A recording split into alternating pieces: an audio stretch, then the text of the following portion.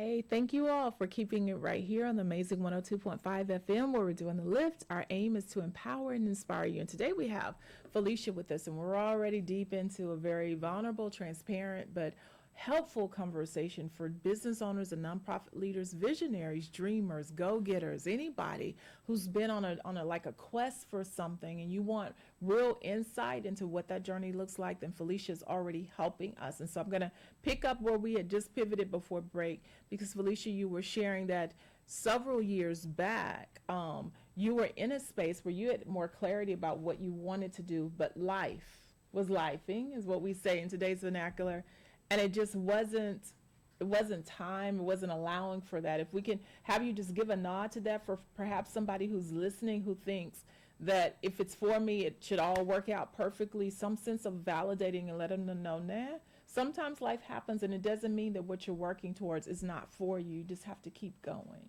Right.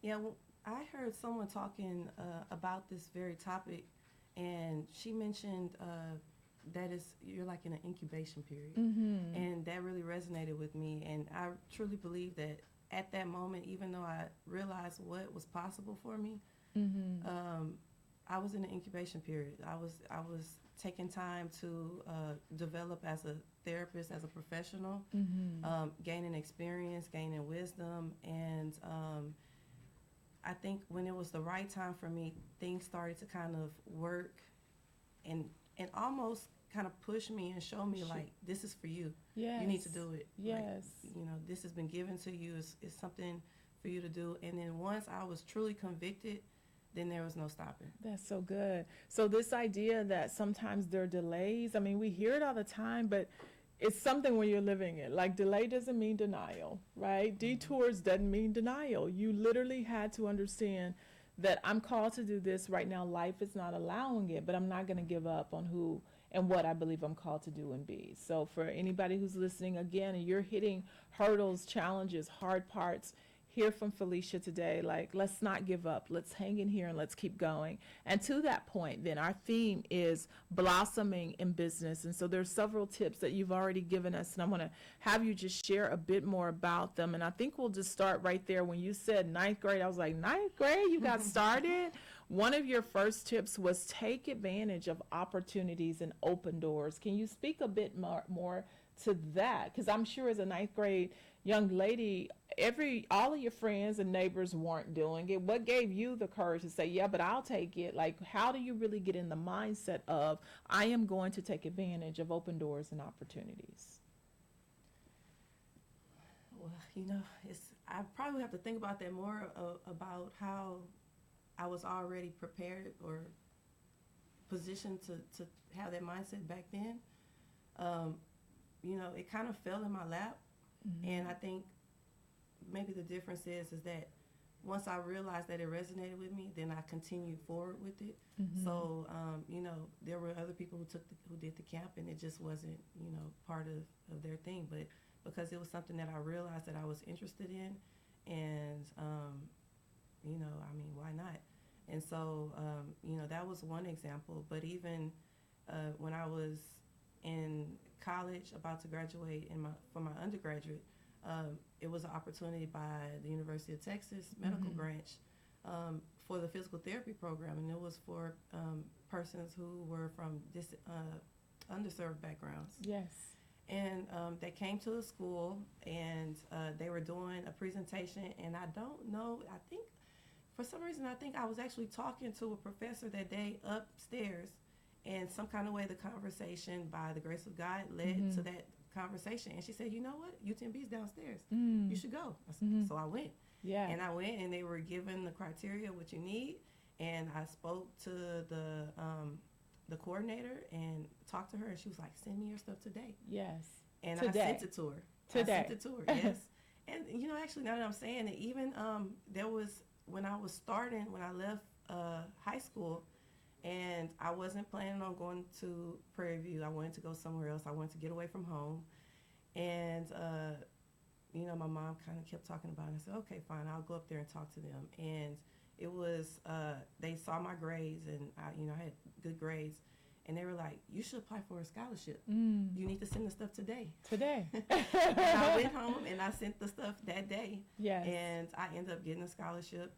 So it was perfect examples of taking advantage Of the opportunities. Yes, I think for anybody who's listening to that and being able to unpack, I hear several nuggets even within the overarching tip of taking advantage of the opportunity. For you, it specifically looked like being able to listen to, I don't know if we would have called them mentors or professors or people who just mean you're good. When the professor said it's downstairs, you listened. When people said turn that in, you listened. So being able to listen and follow the instructions of people who mean you're good, that's a way of taking advantage of the opportunity. And secondly, I would say your timeliness in response. When people were talking about taking advantage of the opportunity, what does that look like? Being timely. On two of those, they said, I need the stuff today. You said I went home and got it to them today. And so, yeah, this idea that sometimes opportunities are quick, they're in the moment, they're right now, and stepping up to that and doing what's necessary to pivot.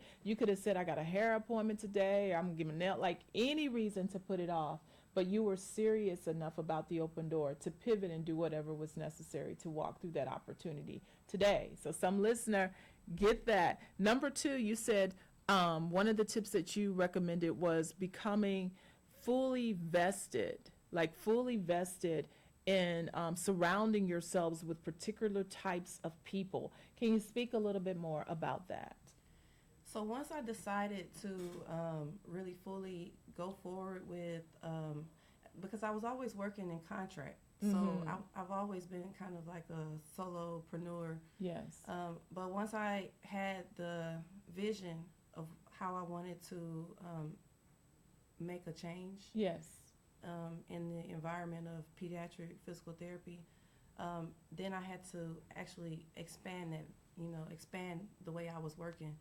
And so, I created my LLC and I started doing all the kind of things to officially say, like, I'm a business owner. yes, And so, you would go in spaces and you say, oh, I'm a business owner. I own this business, but it didn't really feel like yes. I was a business owner. It felt I had the word escapes me, imposter syndrome. Yes. And so, and I feel like that was kind of holding me back. Yes. And so I had previously attended like SBA events, SCORE events, different things like that, and talked to people, but still something wasn't quite clicking.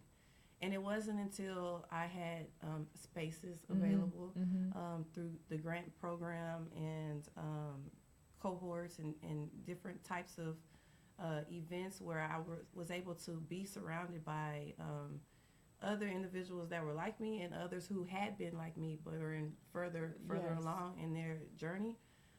That's when I started to really see myself as a business owner, even though I'm at the very beginning stages. Still a business owner. Like, I still see myself as a business owner, and that kind of helped propel me to start actually taking like full-blown steps towards increasing, number one, my business acumen. Yes. Like, really, once I started to then put myself in spaces where I could then really fully increase my business acumen, then that's when I really started to feel like, Yeah. okay, this is real. I am a business owner. And you are a business owner. You are. And so for someone, again, who's listening today, like hearing that when you're saying fully like engulf yourself in those surroundings, a key piece of it was you seeing yourself as someone who belonged in those environments. And some of it was still lagging, but you still put yourself there and allowed how you see you to catch up with True. the surroundings. And so either way, much of it has to do with how we perceive ourselves. And so everybody, like, that is what you're capturing is, you said, even though I'm at the start, there's a reason why you go into many establishments, restaurants, whatever it is, and they have a $1 bill in a frame, because that was the first dollar that they made. All of us, every business owner had a start, right? Right. And so we have to also honor the starting places. Y'all keep it right here on the Amazing 102.5 FM. We'll be right back with more tips from Felicia. We'll also encourage her to give y'all her business name and contact information should you want to follow up and even have her services. Stay right here with us on the Amazing 102.5 FM with the lift. The lift. We'll be right back.